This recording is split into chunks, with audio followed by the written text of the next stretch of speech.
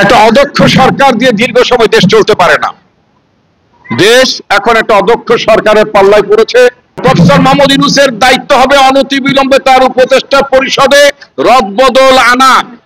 যারা অযোগ্য আছেন, অপদার্থ আছেন, সেগুলোকে বিদায় দিতে হবে। আর যারা বিএনপি এবং বিএনপির চেয়ারপারসনকে যারা সমালোচনা করছেন, নানাভাবে বিতর্কিত করার ভাবে চেষ্টা করছেন, তাদের উদ্দেশ্য হচ্ছে খুব পরিষ্কার। তারা বাংলাদেশে নির্বাচন চায় না, তারা অপশক্তির আবির্ভাব ঘটাতে চান। অপশক্তির আবির্ভাব ঘটলে বাংলাদেশের গণতান্ত্রিক পরিবেশ পরিস্থিতি বিঘ্নিত হবে, নির্বাচন বিঘ্নিত হবে, রাজনৈতিক ব্যবস্থা ভেঙে পড়বে, এবং এই যে পলাতক লীগ, এই পলাতক লীগ যাতে আবার দেশে আবার অরাজকতা সৃষ্টি করতে না পারে, সেই দিকে আমাদের সবাইকে সজাগ থাকতে হবে। ফেব্রুয়ারিতে নির্বাচন করার জন্য একটা দক্ষ সরকার লাগবে, একটা দক্ষ প্রশাসন লাগবে। এই দক্ষ সরকার এবং দক্ষ প্রশাসনের অভাব রয়েছে, এবং যার ফলে আমরা মনে করি ইতিমধ্যে নানা ধরনের ষড়যন্ত্রমূলক কর্মকাণ্ড চলছে। বিএনপির ভারপ্রাপ্ত চেয়ারম্যান জনাব তারেক রহমান সরকারকে সম্পূর্ণ সমর্থন দিয়েছেন। আমরা বলেছি যে আগামী নির্বাচনটা সুষ্ঠুভাবে করার জন্য আমরা সরকারকে সর্বাত্মক সহযোগিতা করতে চাই, কিন্তু আমরা দেখতে পাচ্ছি বিএনপিকে বিতর্কিত করার জন্য, আমাদের নেতা তারেক রহমানকে বিতর্কিত করার জন্য মহল বিশেষ উঠে পড়ে লেগেছে। এদের উদ্দেশ্য হচ্ছে নির্বাচনকে বিলম্বিত করা। নানা ধরনের অজুহাত তুলে নির্বাচনকে তারা বিলম্বিত করতে চায়। বিলম্বিত করলে দেশের ভবিষ্যৎ ভালো হবে না। কারণ এই যে অদক্ষ সরকার, এই অদক্ষ সরকার দিয়ে 10 মাস কোন রকম টেনে টুনে চললো। এসি কেনার কথা ভাবছেন? ভিশন দিচ্ছে যে কোনো এসিতে 15% নিশ্চিত ছাড়। এছাড়াও থাকছে মানি ব্যাক গ্যারান্টি নিশ্চয়তা। এখন নির্বাচন যদি আরো 1 বছর বিলম্ব হয়ে যায়, এই অদক্ষ সরকার দিয়ে কি আরো 1 বছর চালানো যাবে? যারা যেই দল বলে যে লেভেল প্লেইং ফিল্ড হতে হবে, এটা হতে হবে, ওটা হতে হবে, সংস্কার হতে হবে, বিচার হতে হবে, অবশ্যই বিচার হতে হবে। শেখ হাসিনার বিচার অবশ্যই করতে হবে।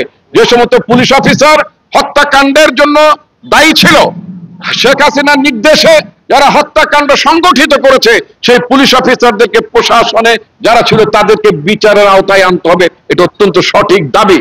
কিন্তু সেই বিচার করতে যদি 10 বছর লাগে, তাহলে কি 10 বছর ধরে দেশে ইলেকশন হবে না? যদি 10 বছর ধরে যদি ইলেকশন না হয়, তাহলে দেশ চলবে? আমরা তো দেখতে পাচ্ছি গত 10 মাসে অনির্বাচিত সরকার কিভাবে দেশ চালায়, সেটা আমরা দেখতে পাচ্ছি। সেজন্য আমরা মনে করি দেশে একটা নির্বাচিত সরকার থাকতে হবে। দেশে একটা নির্বাচিত সরকার থাকলে সেই সরকার দেশে আইন শৃঙ্খলা তারা রক্ষা করবেন। সেই সরকার আইন শৃঙ্খলা জন্য বাস্তবায়ন করবেন। যারা দুষ্কৃতিকারী আছেন তাদের বিরুদ্ধে ব্যবস্থা গ্রহণ করবেন।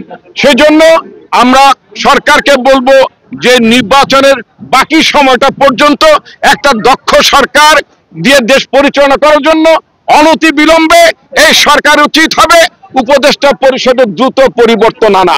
তার উপদেষ্টা পরিষদে এমন অনেক উপদেষ্টা আছেন, তারা তাদের সঠিক কাজটা কি সেটা তারা বুঝতে পারছেন না।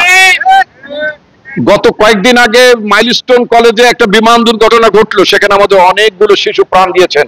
সেই শিশুদের আত্মার আমরা মাগফিরাত কামনা করি। আমাদের বাচ্চারা প্রাণ দিয়েছেন, আমাদের মায়েরা, আমাদের বাবারা, তারা অনেক কষ্ট, তাদের দিলের মধ্যে অনেক কষ্ট আছে, তাদের প্রতি আমরা সহানুভূতি জানাই। কিন্তু আমরা এই ঘটনার মধ্যে সরকারের স্বাস্থ্যমন্ত্রী খুঁজে পেলাম না। সরকারের যে একজন স্বাস্থ্য উপদেষ্টা আছে, তিনি কোথায়?